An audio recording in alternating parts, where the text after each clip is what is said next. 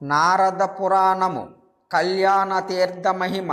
నారద మహాముని సనత్కుమారునకు ఈ నారద పురాణ గాథ వినిపించెను. అందుచేత ఇది నారదీయ పురాణమని వాసికెక్కెను అనుచు సౌనికాది మునులకు సూతుడిట్లు చెప్పసాగెను.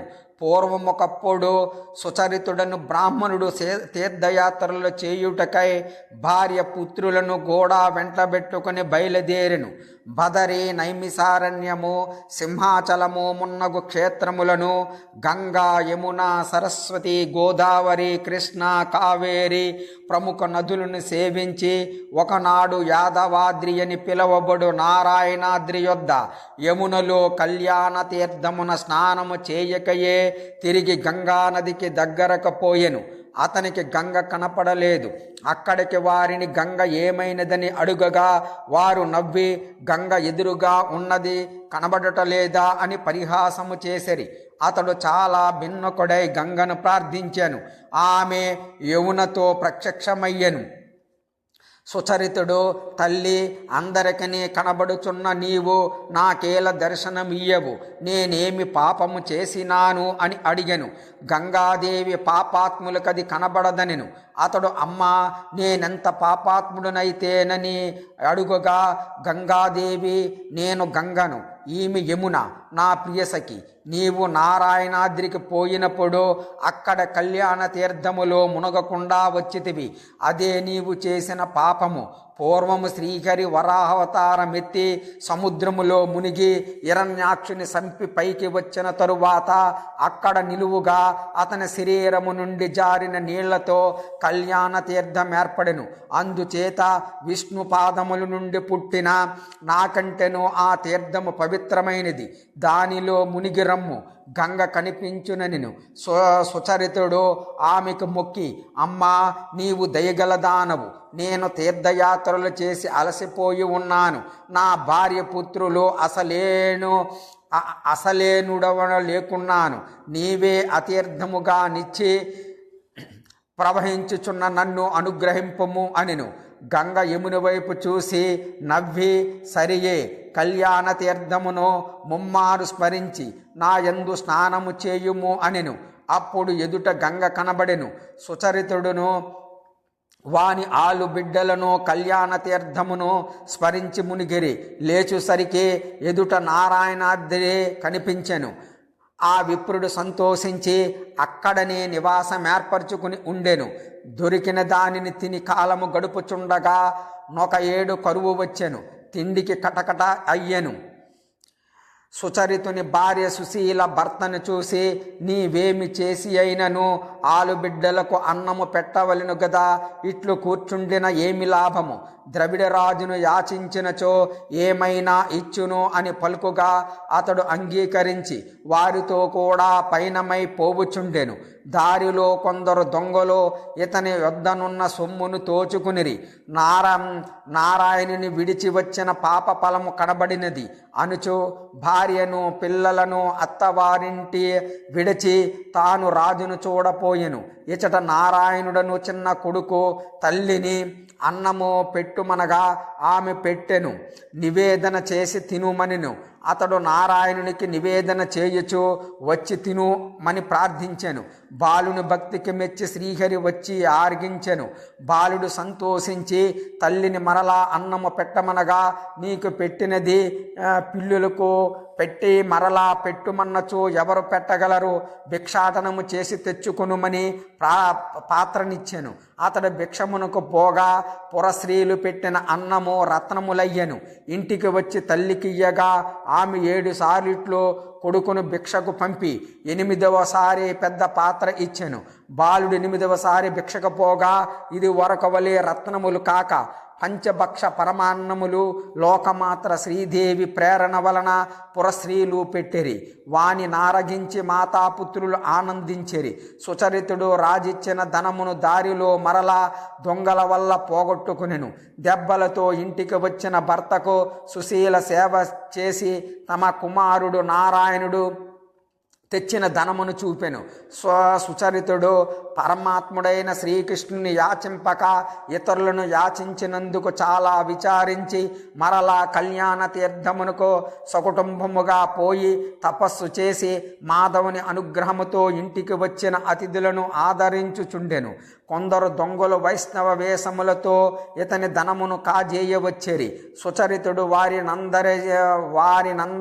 వారినాదరించి శ్రీహరికి నివేదించిన అన్నము పెట్టెను. అది తినివారు పాప పుటాలోచనలు విడిచి సురచితునకు శిష్యులై ధర్మ మార్గ ప్రవర్తనులైరి. కనకమాలిని కథ. శ్రీరాముడు అరణ్యవాసము చేసినప్పుడు కళ్యాణ తీర్థమున మునిగి నారాయణగిరి మీదనున్న నారాయణుని సేవించెను. పట్టము గట్టుకున్న తరువాత ఆంజనేయుని పిలిచి నారాయణగిరి మీదనున్న విగ్రహమును తెమ్మనెను. అతడక్కడనున్న అర్చా విగ్రహమును తెచ్చి రామునికిచ్చెను. రాముడు తన తరువాత పూజించుచుండమని కుశునికిచ్చెను. కుశునికి హేమమాలికలతో ఒక కుమార్తె జన్మించెను. ఆమె అల్లారు ముద్దుగా పెరిగి పెద్దదయ్యెను. కుశుడామెకు వరిని వెతకుచుండగా సీతారాములు స్వప్నములో కనిపించిరి. రాముడు యదుభూషణుని కొడుకు యదుశేఖరుడున్నాడు, వానికి నీ కూతురినిచ్చి పెండ్లి చేయమని చెప్పగా సీత ఆడపిల్ల పుట్టి నుండి సారెలు తీసుకుని పోవుటాచారము. ఆమె అడిగినది ఇచ్చి పంపుమని చెప్పాను. నారదుడు పెండ్లి పెద్దగా సంబంధమును నిశ్చయమయ్యను. కుశుడు కుమార్తెకు పెండ్లి చేసి సారెలిచ్చి పంపుటకు సిద్ధమయ్యను. హేమమాలిని తండ్రితో, నాన్న, మన కులదైవమైన నారాయణమూర్తి విగ్రహమును నాకిచ్చినచో ఆనందముగా బయలుదేరుదును అనగా కుశుడామెకు ఆ విగ్రహమునిచ్చెను. క్రొత్త దంపతులు మాధవుని విగ్రహముతో తమ పురముకేగి దానిని ఒక మందిరములో ప్రతిష్ఠించి పూజించిరి. అది క్రమముగా యాదవ కులదీపమైన వసుదేవుని యొద్దకు వచ్చెను. శ్రీకృష్ణుడు ఆ వంశములో పుట్టి కంసవధ చేసిన తరువాత ఒకనాడు బలరాముడు తీర్థయాత్రలు చేయుచో నారాయణాద్రికి వచ్చెను. అక్కడనున్న నారాయణుని విగ్రహమును చూసి పరమభక్తితో సేవించి ఇంటికి వచ్చి కృష్ణునితో ఇట్లనెను, కృష్ణ, నాకిది వింతగానున్నది. నారాయణాద్రి మీదనున్న విగ్రహ రూపమునకును మన ఇంటిలోనున్న విగ్రహ రూపమునకును భేదము రవ్వంతయు నాకు కనబడటలేదు. కృష్ణ బలరాముల విగ్రహముతోనూ వసుదేవాదులతోనూ నారాయణాద్రికి వెళ్ళి ఈ మూర్తిని కూడా అక్కడ ప్రతిష్ఠించి సేవించి యమితానందముందిరి. అప్పటి నుండి అది యాదవాద్రి అని కూడా పేరొందెను. అవతార పురుషులు కూడా జగత్ కళ్యాణమునికై కొన్ని లోకాచారములను పాటించుచుందురు. చతుర్వేది కథ. పరమభక్తులకు అపచారము చేసినచో కలుగు ఫలము ఈ కథలో చెప్పబడుచున్నది. పూర్వము చతుర్వేది అని విప్రుడు గలడు. అతడు చదువుకున్నవాడు, కానీ యజ్ఞ యాగాది కర్మల యందు విశ్వాసము లేని పరమ మూర్ఖుడు. రాజపురోహితుడు కూడా భక్తులలోనూ మునులలోనూ శక్తులుండునని ఒప్పుకొనడు. అతిథులకు భోజనము పెట్టుట దండగ పని అనును. రాజిచ్చిన సంపదలాచే మదమెక్కిన ధర్మమును ఆచరింపక గర్వముతో నుండెను. అతనికి 9 కొడుకులు. వారును తండ్రి గుణములు పునికి పుచ్చుకున్న వారే. యజ్ఞములు, వ్రతములు, జపములు చేయుదునని రాజు దగ్గర ధనము పుచ్చుకొని ఆడంబరముగా ప్రతి సంవత్సరమున యాగములు చేసి ఆ ధనములో కొంత మిగుల్చుకునిడివాడు. ఒక రోజున ధర్మమూర్తియు విష్ణుభక్తుడునైన హరిరాతుడను బ్రాహ్మణుడు తన కొడుకుతో వచ్చి చతుర్వేదితో, అయ్యా, నేనును నా కొడుకును తీర్థయాత్రలు చేయుచూ ఇట్లు వచ్చినాము. చాలా ఆకలిగొనియున్నాము. మీ ఇంటిలో భోజనము పెట్టుడు అని అడిగెను.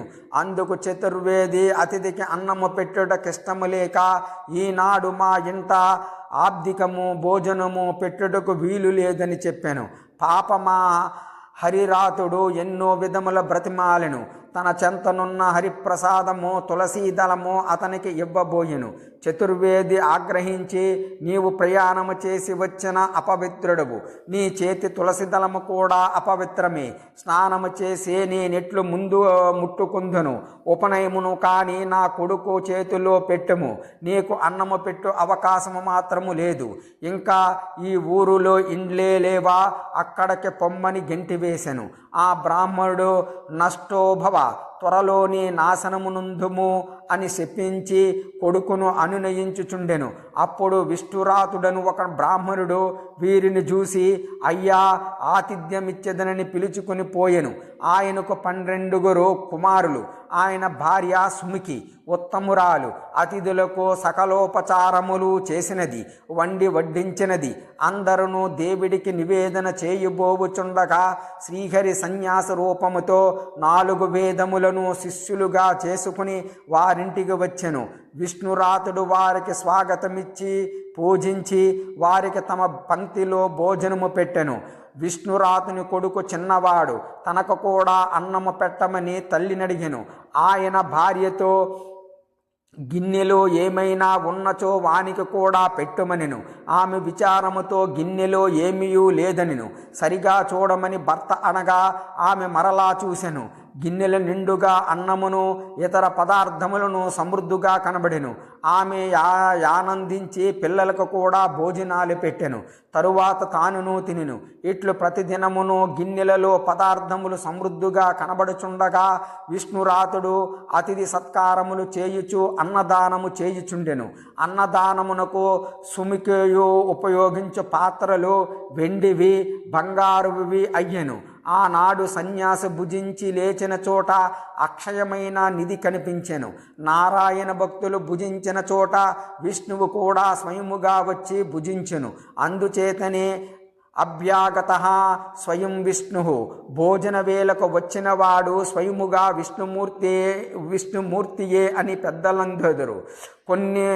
మరికొన్ని రోజులలోనే నిజముగా చతుర్వేది ఇంట తండ్రి యాబ్దికము వచ్చెను. బ్రాహ్మణులను పిలిచి వంటకములు చేయించెను. బ్రాహ్మణ శాపము వలన ఒక పాము వచ్చి ఆ పదార్థములపై విషము క్రక్కెను. ఆ సంగతి తెలియక చతుర్వేది ఆ పదార్థములను భోక్తలకు పెట్టెను. శ్రాద్ధము ముగిసినది. భోక్తలు విషముచే మరణించెరి. గిన్నెలలో అడుగున మిగిలిన పదార్థములు తినుడచే కుటుంబములోని వారు మాత్రము బ్రతికిరి. భోక్తల బంధువులు చతుర్వేది విషము పెట్టి చంపినాడని రాజునకు చెప్పుకుని వానిని శిక్షించవలసినదే అని పట్టుపట్టిరి. రాజు చతుర్వేదికి 1000 కర్ర దెబ్బలు శిక్షగా విధించెను. రాజభటులు కొట్టిన దెబ్బలకు చతుర్వేది సచ్చెను. వాని కొడుకులు రాజేమి చేయును అని భయపడి అడవిలోకి పారిపోయిరి. కొందరు క్రూర మృగముల బారిన పడి మృతి చెందిరి. కొందరు కొండలపై కెక్కపోయి పడి సచ్చెరి. చతుర్వేది భార్య నాలుక కోసుకుని మరణించెను. 2 కుమార్తెలు నిప్పంటించుకుని ఇంటిలోనే మరణించెరి. ఆ ఇల్లు కూడా తగలబడిపోయెను. చతుర్వేది మరణించి యమలోకమునకు పోయెను. ఇతని దోషము వలన భార్య పుత్రులు కూడా నరకమునుందిరి. అక్కడ వారిని యముడు కాలిన ఇనుప స్తంభములకు గట్టించి బడితెలతో భయంకరముగా కొట్టించెను. కొంతకాలమిట్లు నరకయాతన అనుభవించి చతుర్వేది యమునితో, నన్నింతగా బాధించుచున్నావు, నేను చేసిన దోషమేమి? ఇది అన్యాయము కదా అని అడుగగా యముడు ఎట్లా న్యాయమయ్యనో చెప్పు అనెను. చతుర్వేది, నేను వేదములు శాస్త్రములు చదివినాను, ఎన్నో యాగములు చేసినాను. నా కొడుకులు నాకంటే పండితులు, నా ఇల్లాలు ధర్మబుద్ధి కలది. ఇంత శిక్షకు మేమెందుకు గురి అయితమా తెలియలేదు. నీవు ధర్మమూర్తివి, దయతో మమ్ము చూడుము అని ప్రార్థింపగా యముడు వాని దుర్వర్తనమునకు కోపించి, ఓరి దురాత్మ, నారాయణాచలము నుండి వచ్చిన భక్తిని పొమ్మనువా, లేదా విష్ణు ప్రసాదమైన తులసీదళమును తిరస్కరించినావా, లేదా పిల్లవానికై అతడన్న మడుగుగా అవమానించినావా, లేదా నీవు గెంటించగా గుమ్మము తగిలి పడిపోయిన బాలుని కరుణింపలేదు, అది మరచితివా? రాజాధరణమున్నది గదా అని విష్ణు భక్తులను నిందించినావా లేదా మునుల మాటలు అప్రమాణములని పలికినావా లేదా విష్ణువే పరదైవతమన్న వారిని పరిహసించినావా లేదా యాగములు గొప్ప కోసము చేసినావు గాని పరమార్థము కోసము చేసినావా? ఇవి అన్నియు మరిచి నన్నే ఎదురు ప్రశ్నించుచున్నావా అని అడిగిన యమునికి నమస్కరించి, మహాత్మా, నా ఈ పాపమిట్లు తీరునని అడుగుగా యముడు, నీ వింక బ్రహ్మ రాక్షసుడిపై మాంసము దినుచు వింధ్యారణ్యములో నుండెదవు. నీ భార్యయు రక్కసగును. నీ పుత్రులు పుత్రికలు గ్రద్దల రూపములు ధరించి నీవు తిన్న మాంసశేషములను తినుచూ ఉండెదరు. పూర్వజన్మ స్మృతి కలిగి మీ పాపములకు శిక్షను అనుభవించుచు మహావిష్ణు భక్తుల అనుగ్రహమున విష్ణు భక్తులై 6 రూపములు విడిచి పుణ్యలోకములకు పోవుదురు అని పలికెను. యముడు చెప్పినట్లు వారా రూపములు దాల్చరి. కొంతకాలము తరువాత నృతశ్లోకుడు, సత్యనిష్ఠుడు, వైకుంఠ ప్రియుడు అని 3 విష్ణు భక్తులు కాశ్మీరము నుండి నారాయణాద్రికి వచ్చి విష్ణు సేవ చేసి తిరిగి పోవుచు వింధ్యారణ్యమునకు వచ్చిరి. వారు అచట తెలిసి బ్రహ్మరాక్షసుడు సకుటుంబముగా పోయి వారికి నమస్కరించి తమ పూర్వచరిత్రము చెప్పి రక్షింపుమని ప్రార్థింపగా వారు హరినామ ప్రభావమును చెప్పిరి. వైకుంఠ ప్రియుడు, మీరు నారాయణాద్రికి వెళ్ళి కళ్యాణ తీర్థమున స్నానమాడి నారాయణుని పూజించినచో రాక్షసాది రూపములు పోవును అనిను. చతుర్వేది సకుటుంబముగా పోయి ఆ పుణ్యతీర్థములో మునిగి నారాయణుని సేవింపుచుండగా 5 నెలలు గడిచెను. విష్ణుదేవునికి దయపుట్టే జయ విజయులను పిలిచి, మీరు వెళ్ళి చతుర్వేదిని వాని కుటుంబము వారిని ఇతర తీర్థములలో కూడా స్నానమాడించి పవిత్రులను చేసి రాక్షస రూపములు పోగొట్టి రండని ఆదేశించెను. ద్వారపాలకులట్లే చేసి చతుర్వేదికి అతని వారికి పాపవిముక్తి కలిగించిరి. వారు పూర్వజన్మలో నేర్చిన విద్యలలో బ్రహ్మతేజముతో ప్రకాశించిరి. పరమ విష్ణు భక్తులైతరించితిరి. ఈ కళ్యాణ తీర్థ ప్రభావము విన్నను చదివినను శ్రీహరి అనుగ్రహముతో పాటు భుక్తిముక్తులు లభించును. నాడీ జంగుని కథ. పాంచాండ మతములు లోకమున వ్యాపించినప్పుడు వానిని అణచివేయుటకై శ్రీహరి దత్తాత్రేయుడై జన్మించెను. అతనికి 4 వేదములను, షడంగములను, శిక్ష, వ్యాకరణము, ఛందస్సు, జ్యోతిషము, నిరుక్తము, కల్పము అను 6 శాస్త్రములు శిష్యులుగా అవతరించెను. వారు పాషాండ మతములను ఖండించుచు కళ్యాణ తీర్థమున చాండిల్య మహాముని దగ్గరకు వచ్చిరి. అప్పుడు అరణ్యములో తిరిగి వచ్చిన శిష్యుల తమ గురువునితో ఇట్లనిరి, దేవా, మేమొక విచిత్రమును చూసితిమి. ఒక చెట్టు మీద ఒక పెద్ద వానరుడుండెను. ఒక మనుజుడు పులి తరుముగా భయపడి అదే చెట్టు నెక్కెను. వానరుని చూసి భయపడెను. వానరుడు అతనికి అభయమిచ్చెను. పండ్లు పెట్టి ఆకలి తీర్చెను. కడుపు నిండిన తరువాత వాడు నిద్రపోయెను. క్రిందనున్న పులి వానరునితో, వానిని క్రిందికి పడద్రోయము, నేను భక్షించిపోయేదును అనగా వానరుడు, ఇతడు భయపడి నన్ను శరణుజొచ్చినాడు. వీనికి రక్షణ కల్పించుట ధర్మము. ధర్మ విరుద్ధమైన పని చేయలేను అనెను. ఆ నరుడు మేల్కొనెను. తరువాత వానరుడు నిద్రించుచుండగా పులి నరునితో ఇట్లనెను, నేను నిన్ను చంపవచ్చి తిని, కానీ ఇప్పుడు వానరుని క్రిందకి పడదోసినచో వీనిని తిని నా దారిని పోయేదను, నీకు హాని చేయను. నరుడా మాటలు విని వానరుని కిందకి తోసివేశను. కానీ వానరుడు కింద పడక కొమ్మ పట్టుకుని పైకి వచ్చి నరుని, ఈ పని తగదని ధర్మోపదేశము చేసెను. ఇది మాకు విచిత్రముగానున్నది. జంతువులకు కూడా ఇంత ధర్మబుద్ధియుండునాయని శిష్యులు అడిగిరి. అప్పుడు చాండిల్యుడు శిష్యులతో, ధర్మమునిది ఒక జీవలక్షణము. దానికి మానవ పశు పక్షి భేదములు లేదు. పూర్వం ఒక చెట్టు మీద నాడీ జంగడను అంశగలదు. ఒక రోజున పరమ దరిద్రుడైన ఒక బ్రాహ్మణాదముడు కుటుంబ పోషణము చేయలేక ధనము సంపాదింపబలని పోవుచో ఈ చెట్టు దగ్గరకు వచ్చెను. వానిలో ఒక్క సద్గుణము కూడా వెదికినను కనిపించదు.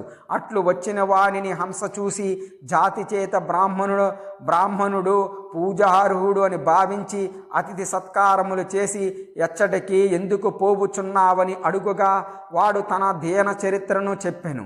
ధనార్థినై పోవుచున్నానని చెప్పాను. నా మిత్రుడు గంధర్వరాజు ఒకడున్నాడు, అతని వద్దకు వెళ్ళి నేను పంపితినని చెప్పుము, నీవు కోరిన ధనములిచ్చును అనగా అట్లే వెళ్ళెదనని ఆ రాత్రి అక్కడ నిలిచి హంస నిద్రపోయిన తరువాత ఆకలి బాధ తీర్చుకున్నట్టుకు దానిని చంపి భక్షించెను. వాడు నిద్రపోవుచుండగా గాంధర్వ భటులు హంసరెక్కల పనియుండుట చూసి ఏ బ్రాహ్మణాదముడే నాడీ జంగుని సంపినని గ్రహించి వానిని చంపిరి. నాడీ జంగుడు అతిథి సత్కార పుణ్యముచే స్వర్గమునకు పోయి నాకు అతిథిగా వచ్చిన బ్రాహ్మణుడు ఏమయ్యనని దేవతలు అడుగుగా వాడు నరకమున మిత్రదోహమునకు శిక్షణ అనుభవించుచున్నాడని చెప్పిరి. అప్పుడు హంస కరుణతో వానిని రక్షించి స్వర్గమునకు తెండని ప్రార్థించి తన సుకృతములో కొంత ఇచ్చి వానికి కూడా స్వర్గభోగములు కలగజేసెను.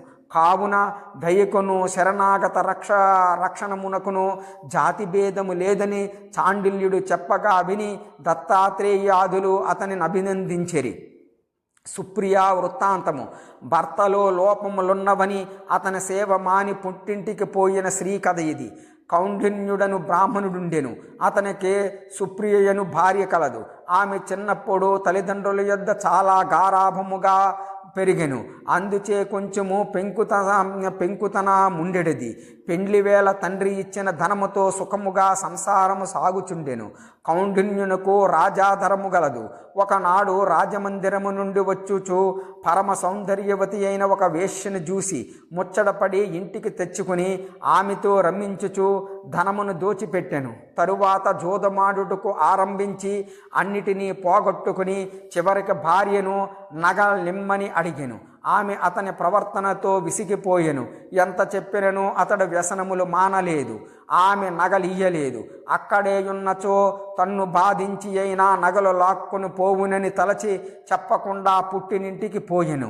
ఇంకా కౌండిన్యకు పట్టపగ్గలు లేకపోయెను. క్రమముగా ఇల్లు పొలము అన్నియు స్వల్ప మూల్యమునకే అమ్మి జోదములు పెట్టి ఓడిపోయెను. ధన సంపాదనకై కొందరు వక్తలతో కలిసి పరదేశమునకు వాడలో పోబుచు గాలివానకు వాడ పగిలి అదృశ్యవశమున ఒడ్డునకు చేరెను.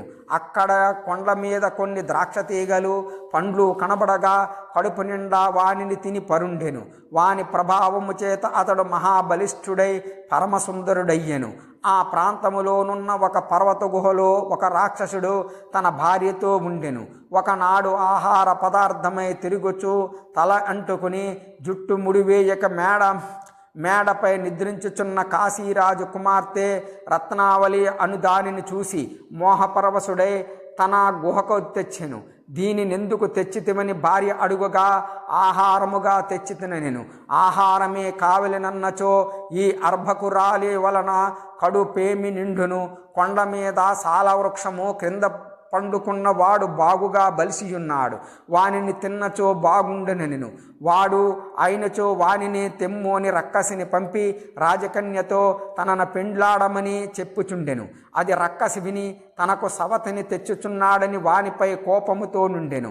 సాలవృక్షము క్రిందకు వచ్చి బ్రాహ్మణుని చూసెను. అతని అందచందాలకు ముగ్ధురాలై 16 ఏండ్ల పడుచు పిల్లలాగా మారి, నువ్వెవడవు, ఎక్కడికేల వచ్చినావు? నేనొక రాక్షసిని.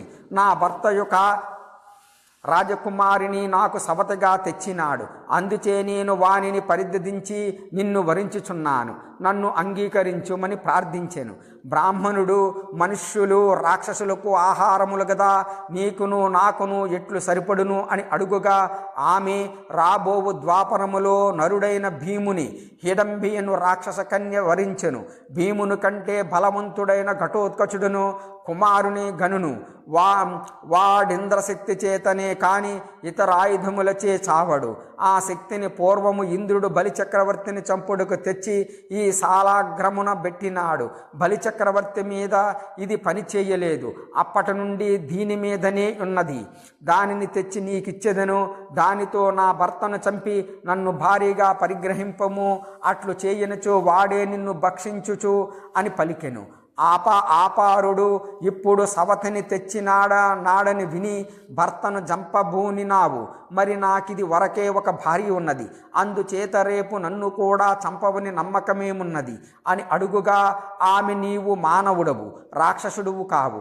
అందరూ సమముగా చూసు బుద్ధి మానవులకుండును.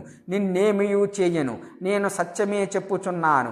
ఆడిన మాట తప్పినచో బ్రహ్మహత్యలు, భూమి చౌర్యము, కనక చౌర్యము చేసిన వారెట్టి నరకములకు బోవుదురో నేనును అట్టి దుర్గతిని బోవుదునని ప్రమాణములు చేయగా బ్రాహ్మణుడు విశ్వసించి ఆ శక్తిని తెచ్చి ఇమ్మనెను. ఆమె తెచ్చి ఇచ్చెను. ఇక్కడున్న గుహలో రాక్షసుడు రాజకుమారిని తనను వరింపమని నిర్బంధించుచుండెను. ఆమె, నేను కన్యను, మనకు పెండ్లి కాకుండా సంసారము చేయుటకు ధర్మము లొప్పవు. నన్ను నీవు అపహరించి తెచ్చినావు, ఎక్కడికి పోగలను? ఇంక నాకు నీవే భర్తవయ్యడి యోగమున్నదనుకుందును. మనము పెండ్లి చేసుకుందము. దానికి అగ్ని, నీరు, బ్రాహ్మణుడు కావలెను. ఇన్నియు దొరకనిచో ఒక్క బ్రాహ్మణుడైనను ఉండవలెను కదా. నీ భార్య ఈ పాటికి చంపకుండా ఉన్నచో ఆ చెట్టు క్రింది బ్రాహ్మణుని తెమ్ము. పెండ్లి తంతు పూర్తి అయిన తరువాత వాని నీవు భుజింపవచ్చును అని చెప్పగా వాడు మోహ పిశాచ మావహించి ఉన్నవాడు కావున అట్లే చేయుటకు బయలుదేరెను. వానిని చూసి రక్కసి శక్తిని ప్రయోగింపమనగా బ్రాహ్మణుడు అట్లే ప్రయోగించెను. దానితో రక్కసుడు చచ్చెను. అప్పుడు రాక్షసి విప్రుని తన గుహకు తీసుకుని పోయి రాజకుమార్తెను చూపి, ఇది కాశీరాజు కూతురు రత్నావళి, దీనిని తండ్రి యొద్దకు చేర్చి వత్తమని తానొక ఆడు ఏనుగునే వానిని ధనముతోనూ రాజకన్యతోనూ తన వీపు మీద నెక్కించుకుని కాశీకి చేరెను. కన్యను రాజును కప్పగించుటకు వారు ఊపి మీద నెక్కించుకుని కాశీకి చేరెను. కన్యను రాజును కప్పగించుటకు వారు రాజభవనం వద్దకు పోయిరి. అక్కడ రాజభటులు చూసి, రాకుమారి, నీ కూతురు క్షేమముగా వచ్చినదని రాజుతో చెప్పాను. రాజు ఆ వార్త విని పరివారముతో ఎదురు వచ్చి కూతురిని ఆదరించి బ్రాహ్మణుని చూసి, అయ్యా, నా కుమార్తెను భద్రముగా తెచ్చి ఇచ్చిన నీకు నమస్కారము, నీకేమిచ్చి రుణము తీర్చుకుందును అనగా అతడు తన ప్రక్క కన్యారూపములోనున్న రాక్షసిని చూపి అంతయు ఈమె చలువ అని చెప్పాను. అంతలో రాజకుమారిని తండ్రిని చూసి, నాన్న, ఈ బ్రాహ్మణుడు ఉత్తముడు, ఈమె సహాయముతో నన్నెత్తుకుని పోయిన రాక్షసుని చంపి రక్షించినాడు. ఈమె ఆ రక్కసుని భార్య. నేనితనిని తప్ప ఇతరులని పెండ్లాడను అని పలుకుగా రాజు రాక్షస కన్యను చూసి, తల్లి, నీ భర్త దుర్మార్గమునకు రోసి అతనిని వధించుటలో తోడ్పడిన నీ సద్బుద్ధి మోర్చదగినది. ఈ బ్రాహ్మణుని వరించినావు, అంతకంటే జన్మమునకు సార్థకేమున్నది. ఈ నా కుమార్తె కూడా ఇతనినే పెండ్లాడుదుననుచున్నది. ఈమెను నీవు సవతిగా చూడక దాసీగా ఏలుకొనుము. వీరి వివాహమునకు సమ్మతింపుము అని ప్రార్థింపగా రక్కసే కన్య ఆ పొగడ్తలకు ఉబ్బుపోయి, మీరు నన్నెంత మర్యాదతో పూజించుచుండగా లోకము కూడా నన్ను గౌరవించుచున్నది. ఇంతకంటే ఏమి కావలను? నీ కుమార్తె అభిమతానుసారముగా పెండ్లి చేయమని ఆమోదించెను. వివాహము మహావైభవముగా జరిగెను. రాజు కూతురునకు అరణముగా అపారధనము ఇచ్చెను. రక్కసి ఏనుగుగా మారి బ్రాహ్మణుని కొత్త పెండ్లు కూతురును అతని పూర్వగృహము ఉన్న చోటికి తెచ్చెను. దానిని తిరిగి కొని రాజభవనము వలె అలంకరించినాడు విప్రుడు. 2 భార్యలతో సుఖముగా నుండుచు ప్రథమ భార్యను తీసుకుని రెండని భటులను పంపెను. సుప్రియ 2 సవతలు వచ్చినందుకు విచారించుచుండగా తల్లిదండ్రులను బంధువులను కలిసి, ఇదివరకే పంతమునకు పోయి భర్తని విడిచి వచ్చి తిని, అది దోషము. ఇప్పుడు అతడు ఆహ్వానించినను వెళ్ళకున్నచో మహాదోషము. సతికి పతి తక్క మరేమి ధనము కావలెను. వెళ్ళి రమ్మని బోధింపగా ఆమె పతి ఇంటికి వచ్చెను. భర్త ఆమె నాదరించెను. కానీ సవతులను తెచ్చెనను ఒక నిరసన భావం ఆమె మనస్సులో నుండెను. అట్లే ఆమె జీవితమును గడిపి మృతి నొందెను. తరువాత జన్మలో ఒక కీటకమై పూర్వస్మృతితో జన్మించెను. రుక్మాంగదుని భార్య సంధ్యావళి సుప్రియ చరిత్ర విని జాలిపడి ఒక ఏకాదశి నాడు ఉపవాసముండి శ్రీనాథుని పూజించిన పుణ్యము దారపోయగా సుప్రియ కీటక రూపము విడిచి మోక్షమునొందెను. మోహిని రుక్మాంగదులు ఏకాదశి వ్రత మహత్యమును గూర్చి వశిష్ఠుడు మాందాతకు చెప్పిన కథ పూర్వము రుక్మాంగదుడను రాజు విదిశాపురము రాజధానిగా భూమండలము నేలుచుండెను. అతని పట్టమహిషి సంధ్యావళి మహాపతివ్రత. ఈ రాజునకింకను 300 మంది భార్యలు గలరు. అతడు పరమ విష్ణు భక్తుడు. చిన్ననాటి నుండి అతడు ఏకాదశి వ్రతము చేయుచు ఉపవాసముండి ద్వాదశి నాడు తులసీ దళములతో విష్ణు పూజ చేసి పారణ చేసేవాడు. అతడు రాజ్యమునకు వచ్చిన తరువాత తన ప్రజలు కూడా తరింపవలెనను సద్బుద్ధి గలవాడై ఏకాదశి వ్రతము చేయని వాడును, ఏకాదశి నాడు ఉపవాసము చేయని వాడును రాజ్యములో కనిపించరాదని చాటించెను. 8 సంవత్సరాల లోపు వయసు పిల్లలను, 60 ఏండ్ల పైబడిన వృద్ధులను, రోగులను, గర్భిణీ స్త్రీలను ఉపవాసము నుండి మినహాయింపబడిరి. తక్కిన వారు హరివాసరమున ఉపవాసముండి తీరవలెనని రాజాజ్ఞ. ప్రజలందరూ రాజునందు భక్తి విశ్వాసములు గలవారు కావున రాజాజ్ఞను అక్షరసహ పాటించుచుండిరి. దేహములు చాలించిన తరువాత అందరూ విష్ణులోకమునకు బోవుచుండిరి. యమలోకమునకు బోవు వారెవరూ లేరు. యమునకు పని లేకుండా పోయెను. అందుకు యముడు బాధపడుచుండగా నారదుడు వచ్చి ఏమి చేయుచున్నావని అడిగెను. యముడు, నారద, చేయుటకు పని ఏమున్నది? నేనును చిత్రగుప్తుడును గోళ్లు గిల్లుకొనుచున్నాము. రుక్మాంగదుని వలన మాకు పని లేకున్నది అనెను. తరువాత యముడు బ్రహ్మ దగ్గరకు పోయి తన స్థితి చెప్పుకుని, నీ ఒప్పగించిన పని చేయకుండా భోగమును అనుభవించుటకు మనసు రాకున్నది. భూలోకమునందలి ప్రజలు ఏకాదశి వ్రత మహత్యముతో వైకుంఠమునకు బోవుచున్నారు. ఆ రుక్మాంగదుడే నాకు పని లేకుండా చేయుచున్నాడని కొంచెము ఈర్ష్యతో మాట్లాడెను. బ్రహ్మ యమునును చూసి, నీవెప్పుడునూ విష్ణు భక్తులను చులకన చేసి మాట్లాడకము. మేమందరము కూడా శ్రీపతి ఆజ్ఞ చెప్పున నడుచువారమే. అదియును కాక ఏకాదశి మహత్యము ఎట్టిదో నీ వెరుగువా? ఏకో హి కృష్ణాయ కృతః ప్రణామః సతాస్వమేధావ పృథేన తుల్యః సతాస్వమేధే పునరేతి జన్మ కృష్ణ ప్రణామేన పునర్భవాయాం. ఒక్కసారి కృష్ణునికి నమస్కరించినచో ఈ 100 అశ్వమేధ యాగముల ఫలము కలుగును. అయితే 100 అశ్వమేధ యాగములు చేసిన వాడు పుణ్యము క్షీణించినచో తిరిగి జన్మములెత్తును. కృష్ణుని నమస్కరించిన వాని పుణ్యమంతమై తిరిగి జన్మములెత్తడు అని పురాణములు ఘోషించుచున్నవి.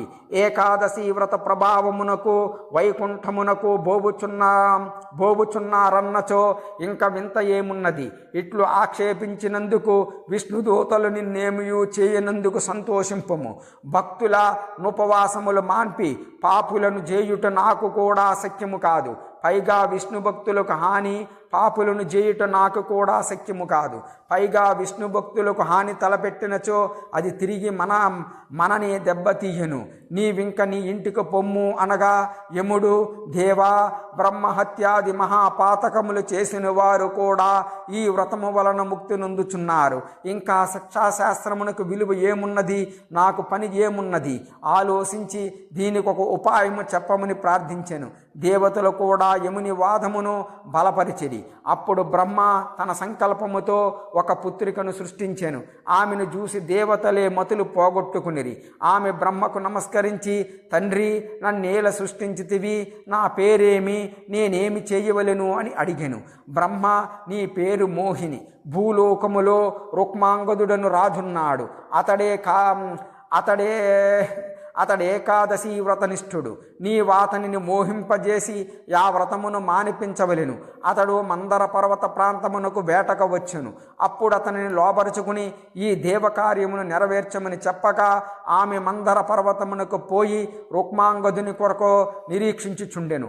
రుక్మాంగదునకు సంధ్యావళి యందు ధర్మాంగదుడను పుత్రుడు కలిగెను. అతడు నిజముగా ధర్మాంగదుడే.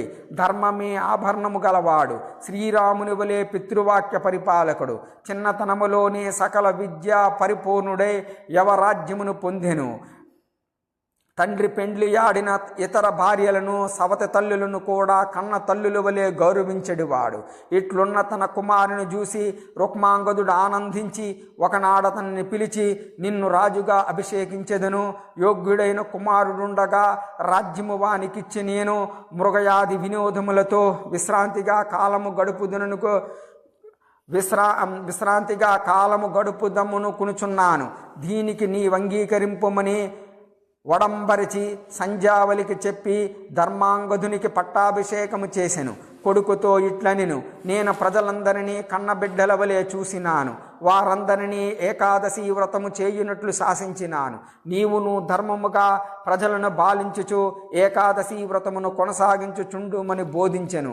సంధ్యావళిని పిలిచి, నేను వేటకై అరణ్యమునకు పోయి వచ్చిదనగా ఆమె, స్వామి, మీ వంటి ధర్మాత్ములకు జీవహింస పనికిరాదని పలుకుగా అతడు, దేవి, నాకు మృగములను చంపుటలో వ్యసనము లేదు.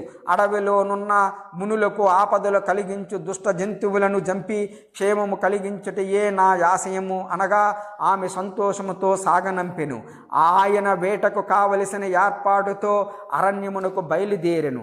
దారిలో వామదేవుడను ముని ఆశ్రమము కనిపించగా లోనికి వెళ్ళి ముని దర్శనము చేసెను. వామదేవుడు రాజును దీవించి కుశలమునడిగెను. నా ఇంటికి అతిథిగా వచ్చినావు, నీ కోరిక ఏమో చెప్పుమో తీర్చెదనెను.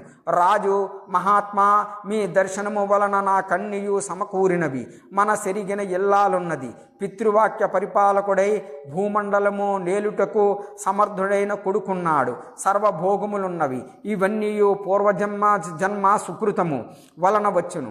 కానీ ఊరక వచ్చునా అనగా ముని, అవును రాజా, నిజమే. నీవు పూర్వజన్మలో శూద్రుడవు, పరమ దుర్మార్గుడవు. నీ భార్య కూడా అంతే. ఒకనాడు గంగానదీ తీరమున ఒక పండితుడు పురాణము చెప్పుచు శ్రావణ శుద్ధ విధియ మొదలు 4 నెలల పుణ్యమైనవి, అప్పుడు అశూన్యశైన వ్రతము చేసిన వానికి ముక్తి కలుగునని చెప్పగా విన్నావు. నీ కర్మను పరిపక్వమై ఆ వ్రతము చేసి ఈ మహారాజు జన్మమెత్తినావు అనగా విని సంతోషించి మునికి మ్రొక్కి మందర పర్వతమునకు వెళ్ళెను. అక్కడ మోహినిని చూసి కామమోహితుడై తన్ను పెండ్లాడమని కోరెను. నేను కోరినది ఇత్తునన్నచో నిన్ను పెండ్లాడుదునని ఆమె అనగా అంగీకరించి గాంధర్వ వివాహమాడెను. కొత్త భార్యతో తన నగరమునకు వచ్చెను. దారిలో నొక బల్లిరాజుతో తాను పూర్వజన్మలో భర్తను వశము చేసి కొనుటకై మందు పెట్టి నరకమనుభవించి బల్లిగా పుట్టితిననియు విజయాద్వాదశి పుణ్యమిచ్చి రక్షింపుమనగా రాజు దానికా ఫలమిచ్చి తరింపజేశను. ధర్మాంగదుడు సవత తల్లితో వచ్చిన తండ్రిని సగౌరవముగా ఆహ్వానించి లోనికి తీసుకుని పోయెను. తన తల్లితో, అమ్మ, క్రొత్త సవతిని చూసి అసూయ పడకమని బోధించి మోహినిని తన మందిరమునకు ఆహ్వానించి సకల మర్యాదలను చేసి మిగిలిన సవత తల్లులకు అపారధనములిచ్చి సవత మత్సరము విడిచి రాజు కోరికను మన్నింపుడని ప్రార్థించెను. వారంగీకరించిరి. మోహినికి అపురూపమైన కానుకలిచ్చుచుండెను. మోహిని రుక్మాంగదులు 8 ఏండ్ల పాటు ఆనందముగా విహరించిరి. ఇంత ఆనందములో కూడా రుక్మాంగదుడు ఏకాదశి వ్రతములను మరువక యథావిధిగా ఆచరించుచుండెను. రాజు వృద్ధుడగుచుండెను. కానీ మోహినిపై మోజు తీరలేదు. 9వ ఏట ధర్మాంగదుడు విజయయాత్రకు వెళ్ళి విద్యాధరులను గెలిచి 5 మహామునులను తెచ్చెను. వానిలో 1,00,000 కోటి సువర్ణములిచ్చెను. ఒకటి నవయవ్వనమునిచ్చు రసాయనము గురిపించెను. మరొకటి ధాన్యాది సంపత్తినిచ్చెను. ఇంకొకటి ఆకాశ గమనము నిచ్చెను. ఇవన్నీ చింతామణులు. తరువాత నాగలోపమునకు పోయి వారిని గెలిచి అనేక రత్నములను నాగకన్యకలను తెచ్చెను. వరుణుని మీదకి దండెత్తి అతడు ఎదిరించగా 7 ఏడాది పాటు యుద్ధము చేసి ఓడించెను. అతడు ధర్మాంగదునికి తన కుమార్తెను భారీగా నిచ్చి 1000 జాతి గుర్రములను కానుకగా నిచ్చెను. ధర్మాంగదుడు వానినన్నింటినీ తీసుకుని తండ్రి యొద్దకు వచ్చి అతని పాదాల ముందుంచి మనుల ప్రభావములను వర్ణించి వాని నర్పించెను. మణి ప్రభావముతో ముసలిరాజునకు తిరిగి పడుచుదనము వచ్చెను. మోహినితో భోగములు అనుభవించుచుండెను. రాజు కొడుకు మనసులోని కోరికను గ్రహించి అతడు కానుకగా తెచ్చుకున్న వరుణ పుత్రికతోనూ నాగకన్యకలతోనూ మహావైభవముగా పెండ్లి చేసెను. మోహిని రాజును వ్రతభ్రష్టుని చేయుటకై చూచుచుండెను. కార్తీక మాసములో శుద్ధ ఏకాదశి వచ్చెను. రుక్మాంగదుడు వ్రతమునకు కావలసిన ఏర్పాట్లు చేసుకునిచుండెను. రాజ్యమునందంతటను అందరూ వ్రతముయవలెనని చాటించెను. మోహిని అలిగి పండుకునెను. రాజు ఆమెను బ్రతిమాలు కొనగా, నీవు ఏకాదశి వ్రతము మానినచో నేను ప్రసన్నురాలు నగుదునని చెప్పాను. బ్రహ్మపుత్రికవు, నీవిట్లు మాట్లాడవచ్చునా అనగా, మన పెండ్లినాడు నేనేమి కోరిన నిత్యదనంటివి కదా, వ్రతము మానమని కోరుచున్నాను. నా మాట చెల్లించినచో నీ వసత్సదోషమునకు పాల్పడినట్లే అని బెదిరించెను. రాజు విచారముతో కూర్చుండెను. మోహిని గౌతమాది మహర్షులను పిలిపించి వారి చేత గృహస్థుడు హోమము చేయిగా మిగిలిన దానిని భుజింపవలని శాస్త్రములు చెప్పును. అదియును గాక రాజ్య పరిపాలన చేయు రాజులకు ఉపవాసము పనికిరాదని చెప్పించాను. రాజు వారి వాదములను ఖండించి అందరూ ఉపవాసములుండునని చెప్పి, నేనెట్లు భుజింపగలను? అది అట్లుండగా ఏకాదశి నాడు భోజనము చేయుమన్నవాడు సజ్జనుడును గాడు, భోజనము చేయుమన్నది శాస్త్రమును కాదు, అట్లు చెప్పినవి వేదములను గావు.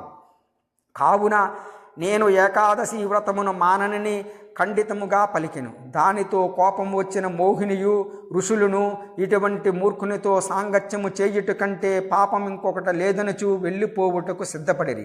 అప్పుడు ధర్మాంగదుడు వచ్చి మోహినిని అడుగుగా, మీ తండ్రి నాకిచ్చిన మాట తప్పినాడని చెప్పాను. తండ్రిని అడుగుగా, ఏకాదశి వ్రతము మానుమనుచున్నది ఈమె, నేను మాననంటిని, అది అసత్యదోషముగా చిత్రించుచున్నది అని చెప్పాను. కొడుకు మోహినిని బ్రతిమలాడెను. ఆమె వినలేదు. సంధ్యావళి వచ్చి విషయం తెలుసుకుని అనునయించుటకు ప్రయత్నించెను. ఈ కోరిక తప్ప ఇంకేదైనా కోరుము, ఇచ్చేదనను. అయినచో ఏకాదశి నాడు రాజు తన కొడుకు తల నరికి దాని నుడిలో పెట్టుకుని ఏడవకుండా వైకుంఠవాసిని ధ్యానించుచు ఉపవాసముండవచ్చును, నాకభ్యంతరము లేదు అని పలుకుగా రాజు, రాణి, కొడుకు, అక్కడ ఉన్న పరివారము ఆ మాటలు విని నిశ్చేష్టులైపోయిరి. సంధ్యావళి దేమి కోరికని అడుగుగా, రాజును వ్రతభ్రష్టుని చేయుటకు బ్రహ్మచే సృష్టింపబడిన దానను, నాకు దయాదాక్షిణ్యములు ఎట్లుండను, రాజు నాకిచ్చిన మాట తప్పునా అని పెద్ద రభస చేశాను. రాజు ఆమెను పెండ్లాడినందుకు చాలా విచారించెను. ధర్మమూర్తి అయిన ఒక్క కొడుకును చంపుటెట్లు, ఏకాదశి వ్రతము మానుటెట్లు, అట్లు కాక అసత్యదోషమునకు పాలుపడుటెట్లు అని ధర్మ సంకటములో పడిపోయిను. ధర్మాంగతుడు తండ్రిని చూసి, ఇట్టి ఆపదలు వచ్చినప్పుడు రక్షించుటకు ఆ రమాపతియే ఉన్నాడు, విచారింపక నన్ను ఖండించి ఆమె కోరిక తీర్పుడనెను. సంధ్యావళి కూడా అసత్యదోషము కన్నా కొడుకును పోగొట్టుకునుటయై మంచిదే, దైవము మీద భారము వేసి మోహిని కోరిక తీర్పుడని భర్తతో అనెను. రాజు కొడుకును చంపుడుకు సిద్ధపడుచుండగా మోహిని తాను వచ్చిన పని నెరవేరనందుకు చాలా విచారించి హరిభక్తులకు అపకారము తలపెట్టుట మహాపాపమనుకునెను. రాజు ధర్మాంగదుని తల నరుకుటకు ఖడ్గమునెత్తెను. గరుడ వాహనము నెక్కి వచ్చి శ్రీపతి అతని చేయి పట్టుకుని ఆపి, మీ వ్రతనిష్టకు చాలా ప్రసన్నుడనైతిని, మీ ముగ్గురిని నాలో ఐక్యము చేసుకొనుచున్నానని పలికెను. రాజు, రాణి, ధర్మాంగదుడును శ్రీ మహావిష్ణు తేజములో లీనమైపోయిరి. రుక్మాంగదుని పురోహితుడు 100 సంవత్సరములు తపస్సు చేసి అప్పుడే వచ్చెను. మోహిని చూసి కోపముతో, నీకు నరకలోక ప్రాప్తి కలుగును అని శపించెను. ఆమె దేవతలను ప్రార్థింపగా వారు వరమేదైనా ఇచ్చెదమనిరి. పురోహితుడు దేవతలపై కోపించి, మీరు దీనిపై జాలిపడిదరేమి, ఇది పతిపుత్ర ఘాతకురాలు, ఇట్టి దానిని కరుణించి ఏమైనా వరములు నిచ్చినచో మిమ్ము కూడా భస్మము చేసేదను, దీనికి నరకమే గతి అనెను. మోహిని నరకమునకు పోగా అక్కడ వారామెను దూషించి రసాతలమునకు త్రోసివేసిరి. అక్కడ నాగులు దానిని గదలతోనూ కర్రలతోనూ మొత్తి వారి లోకము నుండి గెంటివేసిరి. ఆమె మరలా బ్రహ్మలోకమునకు వచ్చి, మీరు చెప్పినట్లే చేసితిని కదా, మీరే నన్ను విసర్జించినచో నా గతి ఏమి, మీ దేవకార్యమునికై నన్ను బలిపశుమును చేసినారా? ఇదేమి న్యాయముని ఆక్రోశించెను. బ్రహ్మ అరుణోదయ వేళకు దశమియుండి సూర్యోదయమైన తరువాత ఏకాదశి వచ్చిన రోజున పొరపాటున ఏకాదశి అనుకుని ఉపవాస వ్రత జాగరములు చేసిన వారి ఫలితమును నీవు అనుభవించుచు ఆనందముగా నుండమని ఆమెకు చెప్పి పంపెను. ప్రహ్లాద చరిత్రము. ఒకప్పుడు శ్రీమన్నారాయణుడు సనక సనందనాది మునులతో తన మాయా ప్రభావమును గూర్చి చెప్పుచూ ఇట్లనెను. నేను నా మాయాశక్తి చేతనే ఈ భువన లోక యంత్రమును త్రిప్పుచున్నాను. నా మాయకు లోబడని వారు సృష్టిలో లేనేలేరు. రాక్షసులు నాపై కత్తి గట్టినట్లు కనిపించరు, కానీ నిజముగా నన్ను ద్వేషించరు. విష్ణు భక్తులను బాధించుచున్నట్లు గోచరింతురు. నన్ను ద్వేషించుచున్నట్లు కనిపించడకు బ్రహ్మరుద్రులను గురించి తపములు చేసి వారి వలన వరములు పొందుదురు. తాము రాక్షసులమని ప్రకటించుకున్నటికై దేవతల మీద దండెత్తి బాధింతురు. నా అవతారములను చూసి నన్ను ఎదిరించి పోరాడిన చేతిలో మరణించి వరకు నాలో లీనమగుదురు. ఈ మాయా నాటకములో నా ద్వారపాలకుల జైవిజీలు ముఖ్య సూత్రములు. నేను సూత్రధారుడను. ఒక నిమిత్తము చేత జైవిజీలు శాపముంది 3 జన్మములో రాక్షసులుగా జన్మింతురు. మొదట హిరణ్యకశిపు హిరణ్యాక్షులుగా పుట్టెదురు. హిరణ్యకశిపుని కుమారుడు ప్రహ్లాదుడు. అతడు నా భక్తుడు. అతడు పూర్వజన్మలో ధర్మవత్సలుడను బ్రాహ్మణుడు, మహావిద్వాంసుడు, ఒక రాజునగా కాస్థాన విద్వాంసుడు, హరిభక్తి ప్రబోధము చేయుచుండువాడు. ఒకనాడు కర్మకాండల యందు ఆసక్తుడైన ధర్మబంధుడను ముని యజ్ఞాది కర్మలే గొప్పవనియు తక్కినవి పరమార్థ సాధనములు కావనియు ధర్మవత్సలునితో వాదించెను. వాదోపవాదములు తీవ్రముగా సాగినవి. భక్తియే పరమార్థమని ధర్మవత్సలుడు నిరూపించి జయము పొందెను. ధర్మబంధుడు ఆగ్రహముతో ధర్మవత్సలుని రాక్షసుడుగా పుట్టమని శపించెను. తరువాత పశ్చాత్తాపముంది రాక్షసుడవైనను హరిభక్తి కలిగి యుందువని పలికెను. ఆ శాపము వలన పుట్టినవాడే ప్రహ్లాదుడు. త్రేతాయుగములో రావణ కుంభకర్ణులు జన్మించినప్పుడు ఇతడు విభీషణుడై జన్మించెను. ద్వాపరములో శిశుపాల దంతభక్తులుగా పుట్టినప్పుడు ఇతడు ధర్మబోధ చెయ్యుటకు సహదేవుడుగా పుట్టెను. నేనా రాక్షసులను వరాహ, నరసింహ, రామ, కృష్ణావతారములెత్తి సంహరించెదను. ఇవన్నీ విన్న సనక సనందనాథులు మాధవుని మాయాలీలలు అనూహ్యములని పొగుడుచూ సెలవు తీసుకునిది.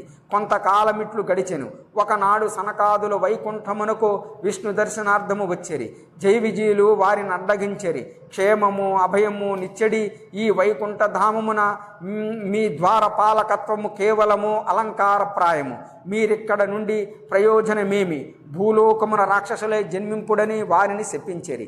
శ్రీనాథుడక్కడ ప్రత్యక్షమై సనకాదులతో మీ వాక్యానుసారమే వీరు భూలోక చక్రమున 3 మారులు రాక్షసులై జన్మింతురు అని చెప్పెను. అట్లే జైవిజీలు దితి గర్భమున హిరణ్యకశిపుడుగాను హిరణ్యాక్షుడుగాను జన్మించేరి. వారు పైకి ఆ పరమాత్మని తిరస్కరించినట్లు ఎన్నో ఆకృత్యములు చేసిరి. భూమికే ఉపద్రవము తలపెట్టిన హిరణ్యాక్షుని శ్రీపతి వరాహరూపమెత్తి సంహరించెను. తన తమ్ముని చంపినాడని హిరణ్యకశిపుడు విష్ణువుపై ద్వేషము వసించినట్లు నటించి అతనికై వెదకి ఎచ్చటను గానక విసిగిపోయెను. భూలోకమందలే ఇప్పటి అహోబిల నృసింహక్షేత్రము రత్నపురి అని పేరుతో హిరణ్యకశిపునికి రాజధానిగా నుండెను.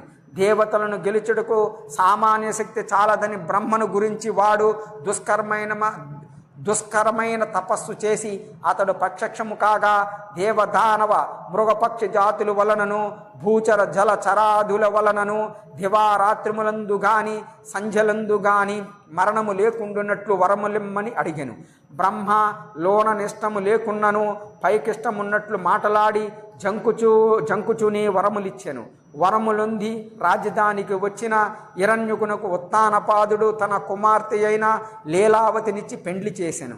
ఆమె సద్గుణ శోభిత విష్ణుభక్తి సంపన్నురాలు. హిరణ్యకశిపుడు లోన హరిభక్తి యున్నను పైకి హరి విరోధి వలె ప్రవర్తించుచు రాక్షసులందరూ మోసపుచ్చుచుండెను. ధర్మ సందోహములు కలిగినప్పుడు శాస్త్ర ప్రమాణములు అంగీకరించుచుండుట చూసి పండితుల అతని ఆంతర్యమును తెలుసుకుని చుండిరి.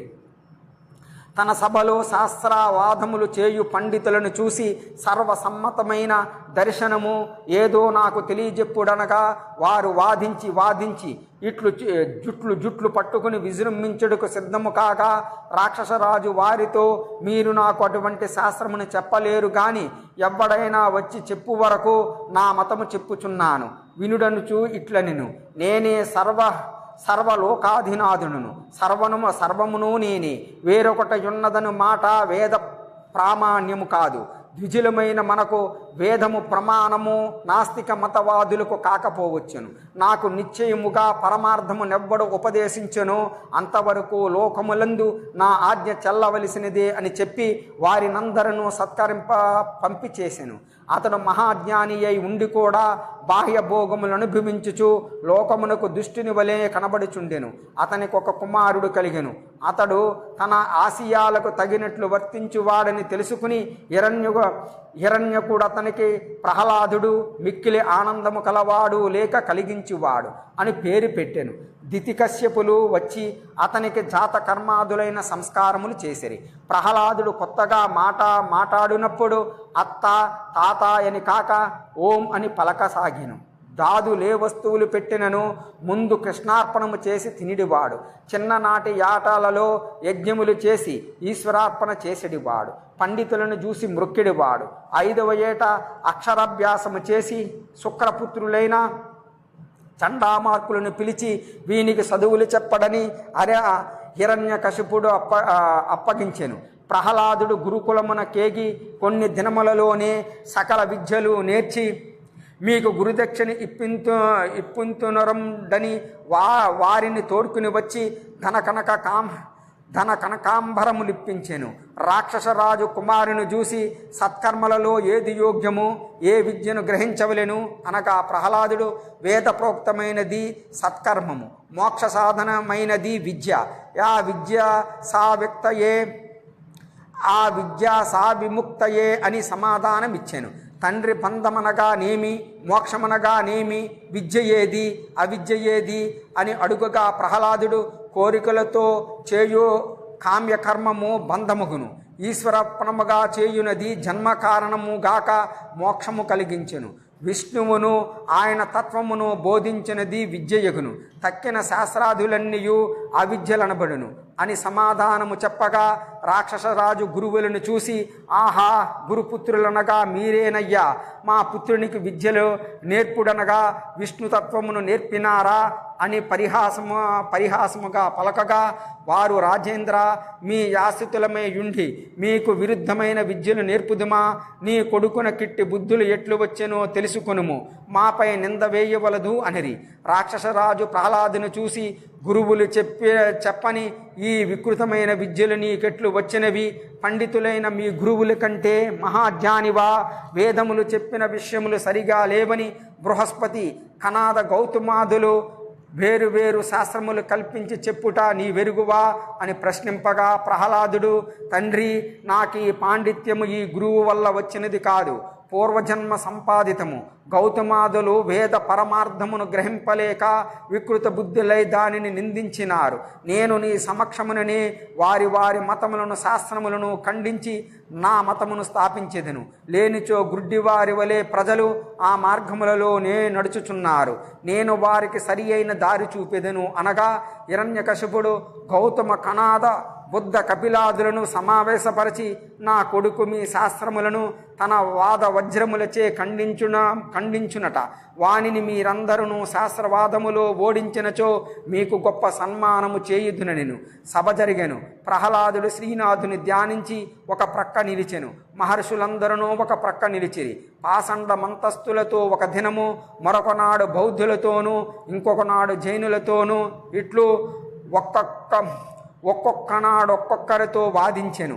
చార్వాకులపై, కాపిలులపై, కానాదులపై, మొత్తమందరిపై తన వాద బలముతో విజృంభించగా వారు వాదించుటకు యుక్తులు తోచక అవాక్కులయ్యిరి. హిరణ్యకశిపుడు కుమారుని వాద పటిమకు లోన ఆనందపడుచు పైకి కోపము నటించగా ప్రహ్లాదుడు, తండ్రి, వేదమును మించిన ప్రమాణము లేదు, శ్రీమన్నారాయణుని మించిన భగవానుడు లేడు, అతనిని సేవించి ధ్రువుడు మున్నగువారు శాశ్వత స్థితిని సంపాదించిరి. లోకములన్నీయు శ్రీహరి సంకల్ప బలమును నడుచుచున్నవి, మన ఈ ప్రవృత్తులన్నీయు అతని శక్తి చేతనే సాగుచున్నవి. అది గ్రహించి నడువుము, కృతజ్ఞుడువు కాకుము.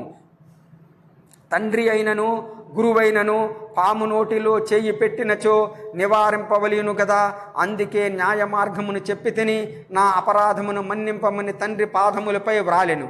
అంతటా రాక్షసరాజు, ఏమైనను మన రాక్షస పక్షమును విడిచి శ్రీహరి పక్షమున మాట్లాడుట నీకు ఉచితము కాదు.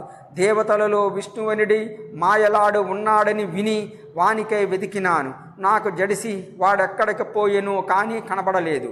అందుచేత నేనే సర్వాధిపతిని, నాకన్నా గొప్పవాడు లేడు.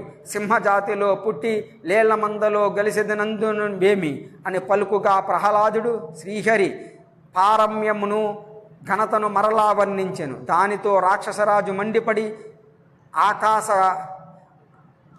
ఆకాశ కుసుమము యొక్క సువాసనను ఆఘ్రానించినట్లు నిర్విషయుడైన నామరూపములు లేని శ్రీనాథుని రక్షకుడని స్తుతించదమేమి. సూక్ష్మదృష్టి కలిగిన మేమే అతనిని చూడలేకపోయితిమి. బాలుడవు, నీవేమి చూసి ఇట్లు మాట్లాడుచున్నావు? హరిభక్తి మాననిచో నిన్ను దండింతుననిచో చిందులు త్రొక్కెను. కొంతకాలం ఇట్లు గడిచెను. ప్రహ్లాదునకు యుక్త వయసు వచ్చెను. వయసుతో పాటు జ్ఞానము పెరిగి పరబ్రహ్మ సాక్షాత్కారము కలిగెను. ఒకనాడు రాక్షసరాజు ప్రహ్లాదును చూసి వెటకారముగా, నాయనా, నీకు పట్టాభిషేకము చేసేదను. నీవు రాక్షసరాజు వైనచో నేనును సర్వ రాక్షసులను ఆనందించెదము అనగా, ప్రహ్లాదుడు రాజ్య సంపదలు జ్ఞానికి అనవసరమనియు విష్ణు సేవా సామ్రాజ్యమే తనకు ఆనందము కలిగించిననియు పలుకుగా రాజు చాలా కోపించి భటులతో వీనిని కత్తులతో నరుకుడని ఆజ్ఞాపించెను. వారు నరకబోగా కత్తులు సూర్ణములయ్యెను. తరువాత పాములు చే కరిపించెను. ఆ పాములు కూరలు విరిగి నీరసపడెను. దిగ్గజములను పిలిచి వాని చేత క్రుమ్మించెను. తొండములు దంతములు విరిగి అవి వెనకకు బారిపోయెను. పెద్ద పెద్ద మంటలలో త్రోపించెను. శ్రీహరి స్మరణ ప్రభావము చేత తల వెంట్రుక కూడా కాలక ప్రహ్లాదుడి మేలిమి బంగారములే మెరిసెను. ఇది పని కాదని అతడు తిని పదార్థాలలో కాలకోట విషము కలిపి పెట్టెను. హరినామామృత పానము ముందు ఆ విషము బలహీనమయ్యెను. ఇవన్నీ చూసి దైత్యరాజు ఖడ్గము జులిపించి ఒక్క వ్రేటునికి వీనిని సంహరించుననగా పురోహితులడ్డుపడి మరలా చెప్పి చూసెదము, లేనిచో కృత్యను ప్రయోగించెదమనిరి. వారు ప్రహ్లాదుని తీసుకుని పోయి, నీవు చక్రవర్తి కుమారుడువు, నిన్ను ఏమి చేయుటకును మాకు చేతులాడవు, ఇప్పటికైనా హరిభజన మానుమనిరి. ప్రహ్లాదుడు వారికి విష్ణుభక్తి ప్రభావము బోధించెను. దానికి వారు మండిపడి అభిచార హోమములు చేసి కృత్యను బుట్టించి ప్రహ్లాదుని మీద వదిలిరి. ఆ కృత్తి తన శూలముతో ప్రహ్లాదుని పొడిచెను. అది అతనిలో లీనమైపోయెను. కృత్తి ఎన్ని యత్నములు చేసినను ప్రహ్లాదుని యందు వ్యర్థములైపోగా ఆ శక్తి తనను ప్రయోగించిన వారిపై పడెను. పురోహితులు దాన్ని చూసి భయపడి ప్రహ్లాదుని శరణుజొచ్చిరి. ప్రహ్లాదుడు విష్ణువును ధ్యానించు దానిని శాంతింపచేసెను. ఇదంతయు విన్న అసురరాజు వానిని మేడపై నుండి త్రోయించెను. వాయుదేవుడు అతనిని పట్టుకుని పదిలముగా నేలపై దింపెను. ఎన్ని చేసెనను చావని కొడుకుపై ఆ తండ్రి కోపము పెరిగి నాగపాసములతో గట్టించి సముద్రములో పడవేయించెను.